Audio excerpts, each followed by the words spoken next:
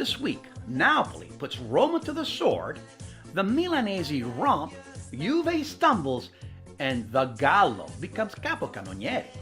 Plus a look over the Alps, and as usual, lots of news and views. My name's Graziano. This is the Italian Soccer Addict broadcast, and you are where you need to be to get all the information. I'm on my own today because just like Mr. Trump, my co-host Jim is at home investigating a wiretapping incident. Jim, I think it's your wife. The Derby del Sud, also called the Derby del Sole, between Roma and Napoli has been played 140 times, with Roma holding a 50-40 win ratio. Roma had also won 15 straight at the Olimpico, but all streaks come to an end. And on this day, Dres the Martian made all the difference. Not finding the net in the last month, he used Sunday to tally 2 and lead the Partenopei to a 2-0 victory. A sublime chip in the 26th, and a tap in the 56th set the stage for a frantic finish where Roma found the net in the 86th, plus found the breakaway goalpost and a miracle save in the 94th that gave Napoli a 2-1 victory. The two Milanese teams feasted on their opponents. AC hosted Chievo, and a penalty kick frenzy took over, with 3 of the 4 goals being penalties. Bacca in the 24th, the Guzman in the 42nd, a Bacca miss in the 85th, and a Lapadula conversion in the 82nd saw Milan win 3-1. At Cagliari, Inter rebounded from last week's loss by putting 5 past the Islanders. Perisic had 2, with Benega, Icardi, and Gagliardini all chipping in. Borriello hit his 11th, and Inter went on to win 5-1.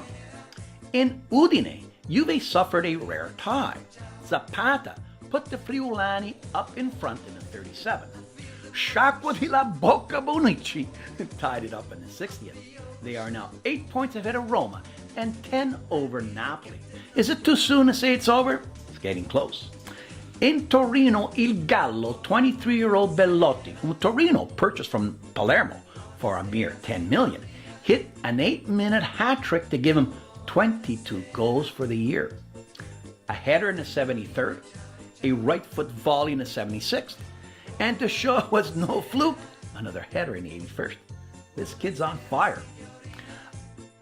Other scores saw Lazio make Bologna out of Bologna at home thanks to 2 Immobile goals.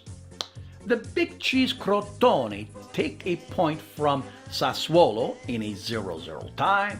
Sampdoria beat the Fishermen Pescara 3-1. Genoa sliced up Empoli 2-0, and Atalanta remained in 5th place with a 0-0 tie against the Viola. My goal of the week comes from, you got it, Il Gallo. This one-time volley was perfect. If Higuain cost $90 million, how much do you think this guy's worth today? Buonasera signorina. Buonasera. Signorina, ciao ciao. Buonasera. All right, it's Hannibal time. In the land of the Lederhosen, Big Money splashed Cologne with 3 goals to stay 7 points clear of Red Bull, who tied Augsburg 2-2. Jumping into 3rd was Borussia, who pounded Leverkusen 6-2 and got their coach Roger Schmidt fired. League One has quickly become League of Trois, as Monaco continues to pound their opponents, this time putting 4 by Nantes. Nice put 1 by the Mustard, Dijon, and PSG needed an 80-minute penalty conversion by Cavani to beat Nancy. Play like girls.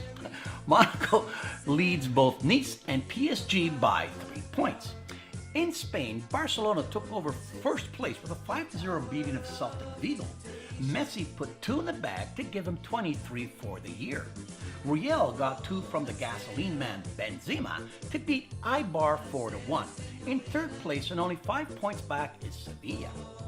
Now, across the pond in the EPL, Expensive Players League, Man U hosted Bournemouth and played to a 1-1 draw in spite of Bournemouth playing with only 10 men. This was all about Ibra, who not only missed a penalty, but is looking at a 3-game ban for delivering the famous Flying Frenchman.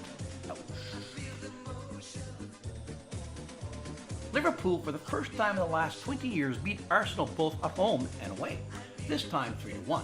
The storyline here was that Arsenal Sanchez was benched after a training ground bust-up. Either he or Wenger will be leaving the Emirates this year. Tottenham, who had not lost in 15 games at home since 1964-65, put 3 by Everton. And City got goals from Kuhn and Sané to beat Sunderland. Tottenham are 7 points back of Chelsea, who play this Monday. That's it from Hannibal, so back to the peninsula. From the Craziness Never Ends file, the proposed new Roman stadium has hit a new roadblock. Surprise, surprise? Not really.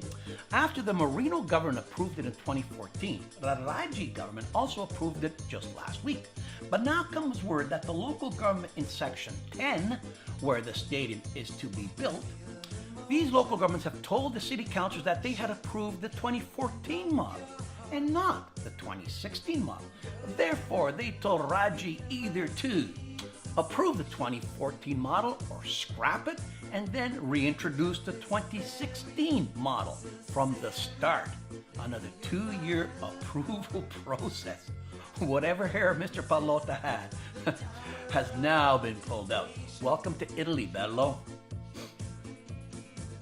Did you know that Palermo Supremo Maurizio Zamperini announced that he has stepped down as Palermo president, as in the final stages of selling the club to an Anglo-American group.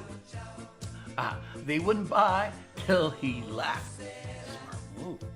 Did you know that Barcelona's head coach Luis Enrique announced that he will be stepping down as Barcelona's coach at the end of this year? After losing to PSG 4-0, he knew the writing was on the wall. Quitting looks better on your resume than being fired, no?